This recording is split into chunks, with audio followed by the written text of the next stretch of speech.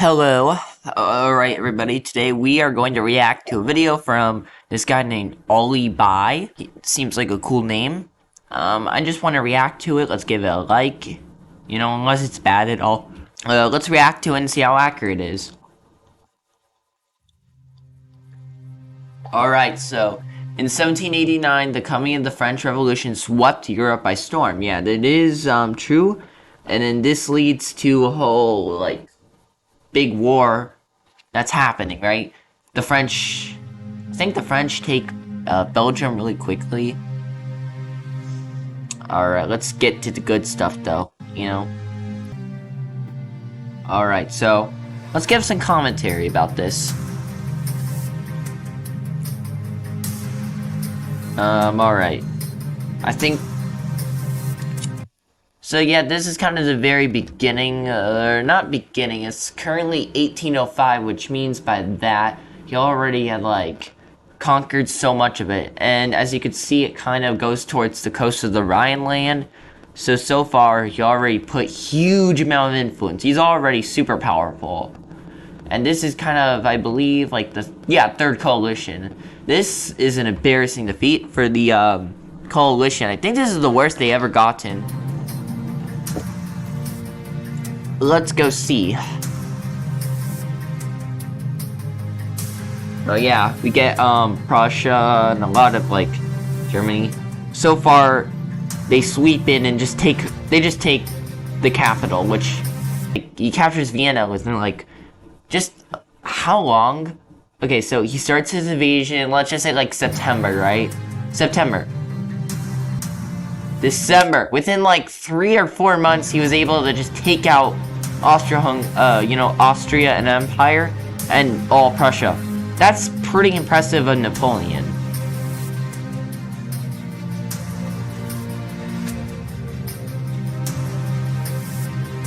Yeah, so for a while. So with the defeat of Austria in December 1805, the creation of the Confederation of the Rhine, a grouping of French puppet states, he splits up the whole, like, the Holy Roman Empire was never really, like, connected. It was just a bunch of little states that created their whole thing. It was kind of like, imagine the United States of America, but every state was, like, really, really tiny, and there was, like, thousands of little states, and no one agreed with each other. Kind of like today, just bigger states. It was a failure, within, like, let's say, maybe 17th, 18th century. That's when I feel like it started to really fail. You know, before it was like decent, like it probably hold on its own, but just wasn't as good as it used to. I think the height was like probably 14 or 1300. And now, like, so far Napoleon's doing amazing. It's already like in major victory. Let's see what happens next though. This is just the 4th coalition. I think at this point, they don't join, I don't think Austria joins yet. I think they're like a little scared of France. Oh my, they're dominating really well. The purple indicates the allies, so Ottoman and French were allies against Russia. Man, the Duchy of Warsaw. As Prussia and Russia suffer humiliating defeats at the hands of the French army. Okay, now we're gonna slowly get into what's gonna be... Well, I don't want to spoil it yet. Let's just say it has something to do with Russia. And by the way, right before we get into everything, please like and subscribe to the content. I work really hard. Thank you. Okay, let's go into it. So for a while, these are just more like French enemies. It's no longer a real coalition anymore.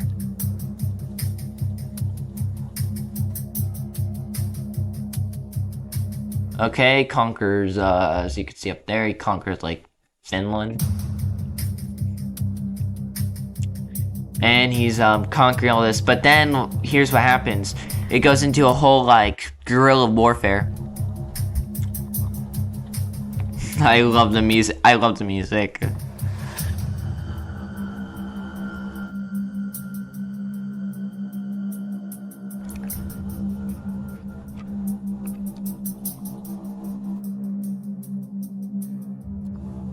Ooh. Now with a large proportion of French troops stationed in Spain, Austria believes it has an advantage. It can avenge the recent defeats and secure victory over France, and thus war is duly declared in April 1809. Meanwhile, in Spain, a giant invasion force of over 100,000 continues to sustain major victories over the disorganized Spanish militias. Henceforth, the Fifth Coalition is assembled with almost all of Europe participating. The coalition enjoys little success due to the almost entire encirclement of Austria. However, it soon collapses. And it soon collapses. So yeah, let's go check it out. But just like look at how good Napoleon is.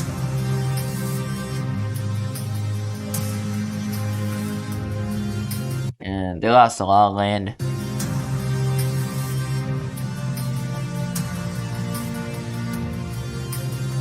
It's so blue.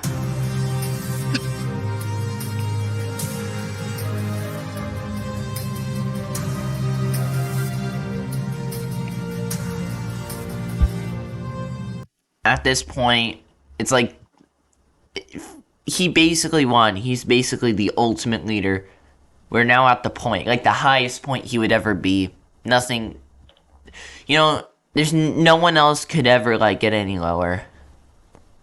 Or, well, no one else can make it higher. This is until his down point. So 1810 was probably like his height. Maybe 1810, 1811. Look how tiny it is. The Holy Roman Empire used to be all like stretching all the way to this. Look at it now. This is literally just it. Like, it's nothing. There's nothing there left. This is the lowest point of the Germans. I feel honestly bad.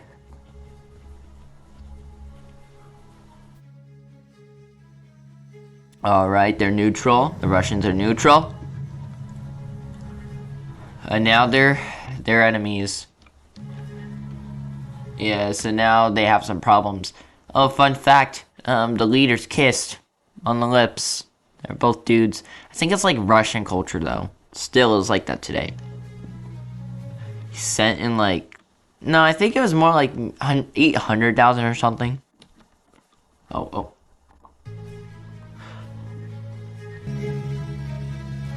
Alright.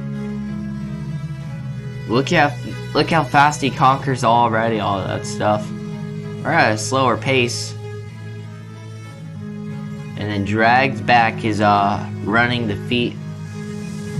Let's go to normal speed again. Alright.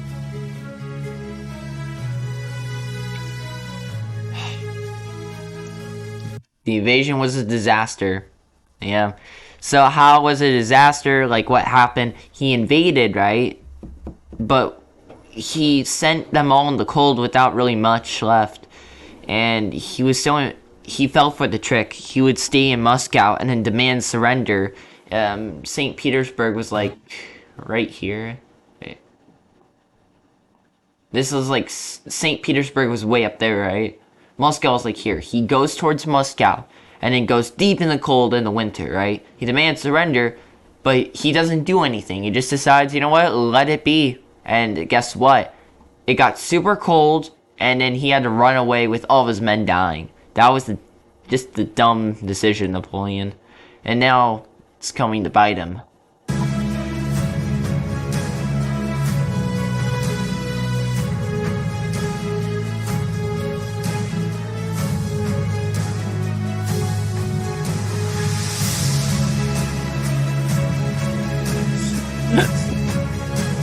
Even when everything is against him, he's still fighting. Like, seriously, Napoleon's probably one of my favorite kind of historical figures. He still gets up after everything. He's still fighting. He's so ambitious. He's gonna do anything. He never sees a surrender,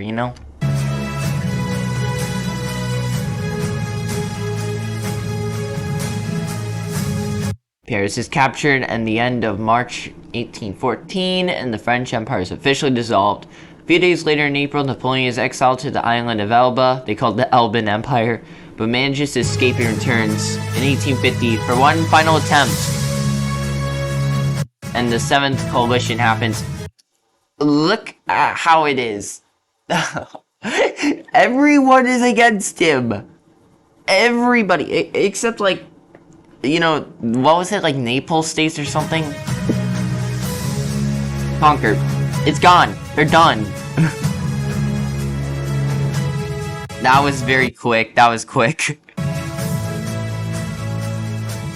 And well, yeah, his defeat in 1815 would make his last.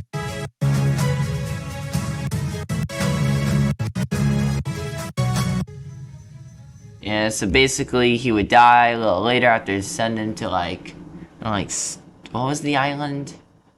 He was exiled once again, denied several years later, a small island in the Atlantic. We don't even know the island. Here, I'll just like search it up.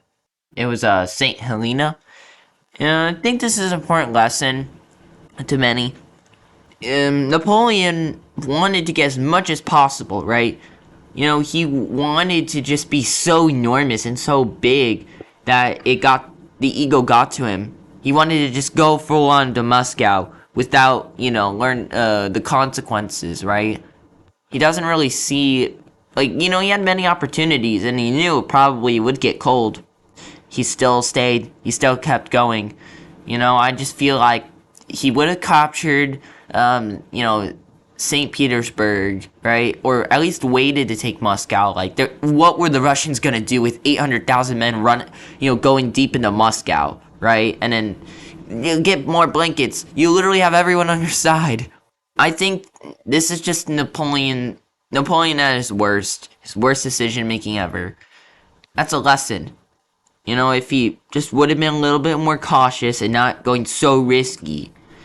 You go towards the risk, you know, sometimes. I'm just saying sometimes don't go so crazy with it, right? Sometimes you gotta be a little more cautious around you and don't have a massive ego.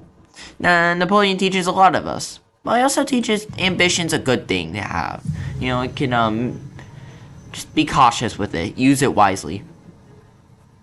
Honestly, yeah. Olibai, hey. Pretty good. Yeah, you're keeping your like button. You know, I don't know what else I can do. I guess comment. That was a good video. Well, 7 years ago, he probably won't read it, but I don't know. Anyways, yeah, so I'm done. Thank you for watching, and I'll see you later.